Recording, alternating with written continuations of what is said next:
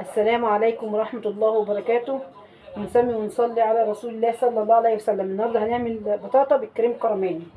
هنجيب معايا 6 بطاطات كبار حلوين كده، وهنجيب رتل من اللبن، وفانيليا سايلة أو فانيليا اللي هي الأكياس دي، وكوباية سكر، واتنين كريم كراميل من دريم.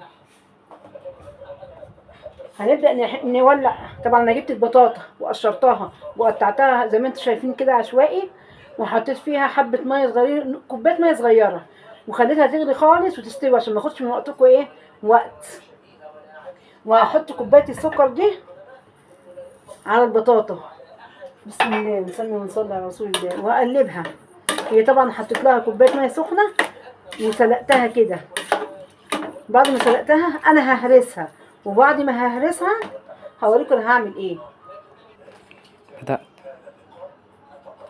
دلوقتي هنفضي ده رتل من اللبن، هفضي 2 باكت بالكريم كراميل. بسم الله اللهم صل وسلم على سيدنا محمد. بسم الله ما شاء الله. هنحط الكيسين. بسم الله. وطبعا في اللي هو الكريم كراميل ده اللي هنحطه في في قاع الطبق.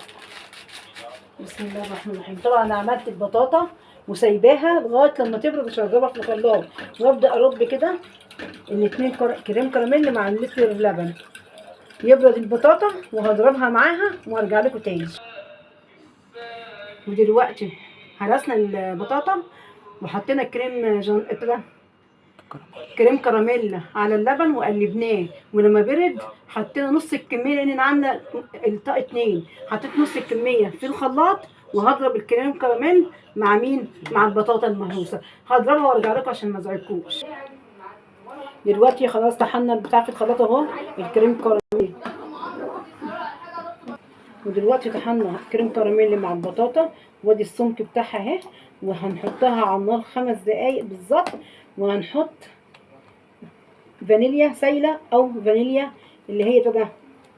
اللهم صل وسلم وبارك على سيدنا محمد. ما عندكيش فانيليا سايبه، حطي ورقه فانيليا عاديه عادي وقلبيها بس كده. بقى هنصب في الاطباق الكريم كراميل، وهرجع لكم تاني ان شاء الله اصبها قدامكم. ودلوقتي الخليط تقل معانا اهو. بصوا انا عايزه السمك ده كده.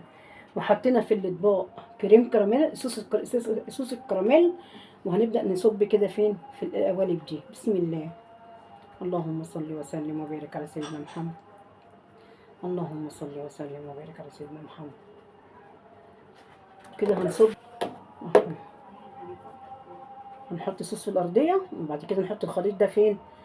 عليه.